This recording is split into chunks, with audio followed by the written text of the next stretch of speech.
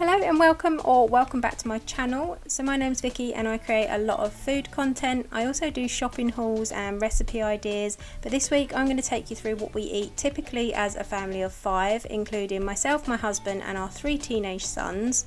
I do get sick of the same question night after night, what's for dinner, and I really do struggle to come up with ideas, so hopefully this will help some of you guys. Let's go and have a look at some of the things we've been eating recently. So we are making a chorizo and prawn, kind of like a paella, but basically it's a flavoured rice. We're not going to go paella because everyone will come for me. We are starting off with some chopped chorizo. This is a mildly spicy one. I'm just going to fry that and I'm going to let it release all its natural oils. In my pressure cooker I've cooked some rice with just some salted water and some turmeric to flavour it slightly and to make it yellow because it looks good. I also have 2 lots of prawns, so we've got these garlic and herb jumbo king prawns, and we've also just got some normal like Sainsbury's prawns. They're going to go in it too. I'm going to use some smoked paprika, some lime juice, and I'm also going to add some frozen peas, and that's pretty much it. So now I'm going to add in the raw prawns because they need a little bit more cooking. So I'm going to pop in the other prawns.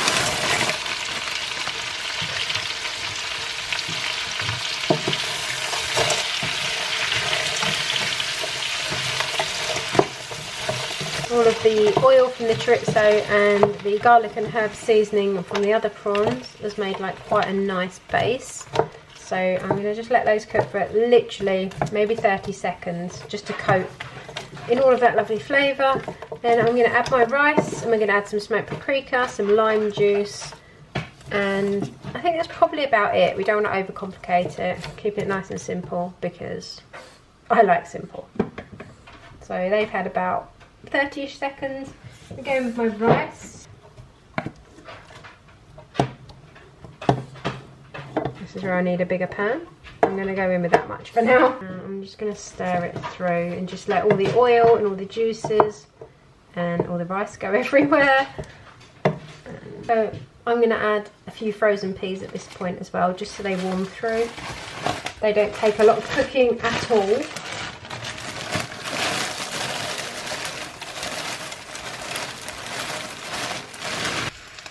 So I'm now going to add a big squeeze of lime juice. A lot of lime. I love lime. And then quite a bit of smoked paprika. I'm probably going to kind of cover the top. And then we're going to stir it through. And I'm going to give it a taste in a couple of minutes and then see how we go. Some of the prawns are still, the king prawns are still slightly dark, if you can see that. So they want to be pink, but they don't take very long. They will go from that colour to pink very, very quickly, and then they will go hard very, very quickly. So you literally just want to keep an eye on them, and it's seconds rather than minutes. And you can probably, hopefully can't hear one of my teenagers screaming. He's a long way away from where I'm cooking, but I can hear him. He's on, I don't know, he's playing something and it sounds like someone's being unalived in his bedroom. So hopefully the microphone is not picking that up. Anyone else with teenage boys with games consoles or PCs will know what I'm talking about. But yeah, this is pretty much it. So here is our finished paella. I'm not calling it paella, but I am. It's basically a turmeric rice. I've put smoked paprika. I've added salt, pepper, lime juice. I've also added a little bit of cayenne pepper. I've just been informed by my son, who's tried one of the king prawns. They are crispy on the outside and still soft and warm on the inside. Basically, they're perfectly cooked. So yeah, he's looking forward to this. I'm not going to show you it in the bowls because it's literally this, but in bowls. I haven't got coriander to add, I'm afraid. This is literally it. That's it. This is our really quick and simple smoky, right? It's alright. Do you want to put a shelf up while I'm filming?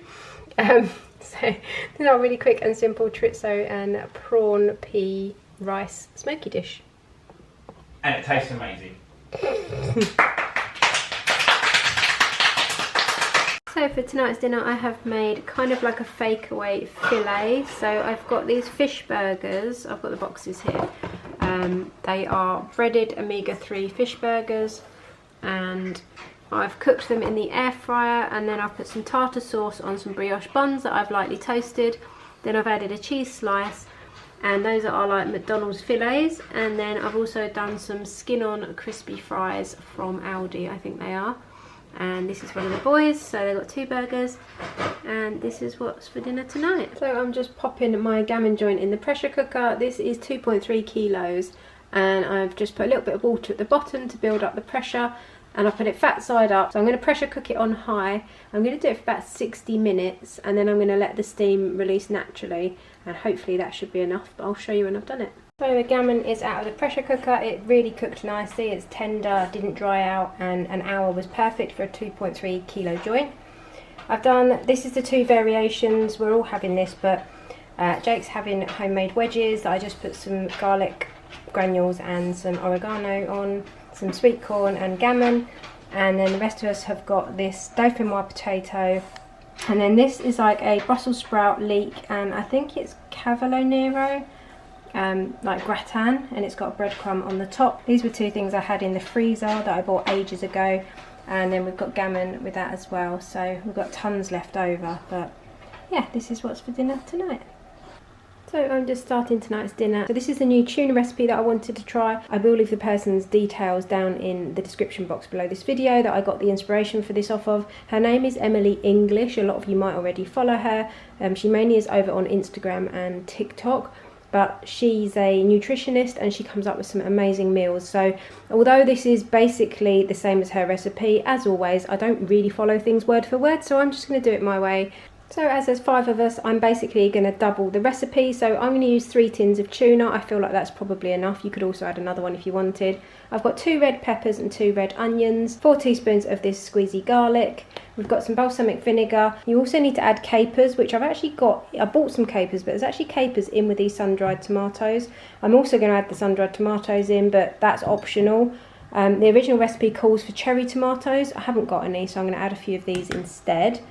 I'm going to use a few pinches of chili flakes, a couple of handfuls of green olives just chopped up, some passata and some tomato puree. So we're going to make a herby feta to go on the top. So what I've got in the garden is fresh parsley and chives, so I'm going to use that. You could use whatever herbs you've got to hand. I'm going to chop those up and crumble them in with the feta, add a little bit of lime juice, and that's going to be sprinkled over the top. And then, if I didn't say already, it's actually a pasta dish. I'm not sure I mentioned that. I bought this pasta because I think the shells will work really well. So the first thing I'm going to do is chop up my onion and peppers and get those softening. So I'm going to start off lightly frying my onions and peppers until they're soft.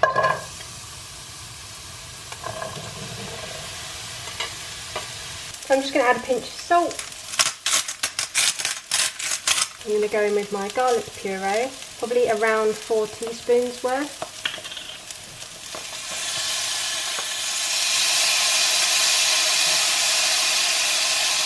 Sprinkle of chili flakes, you can just add this however much you want. I'm just going to let that cook off for another minute. I'm going to go in with a couple of tablespoons roughly of tomato puree. And just let that cook off for another minute or so. Next off, I'm going to add a couple of tablespoons of balsamic vinegar. So I've got roughly 4 sun-dried tomatoes that I've chopped up, about 2 tablespoons of capers, and I use about 20 olives, and I've just chopped those in half, so I'm going to add all that in.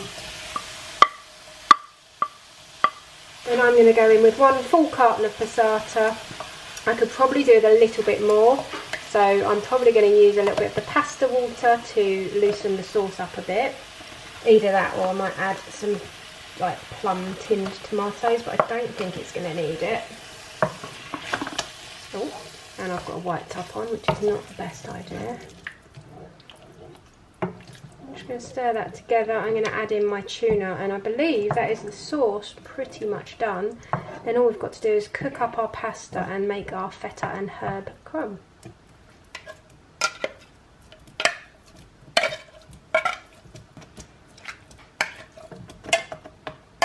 I'm going to let that simmer for 10 to 15 minutes, but because I can never leave anything alone, I've just realised I've got red wine stock pots in the cupboard, so I'm going to add a red wine stock pot just because I think that will really intensify the flavour.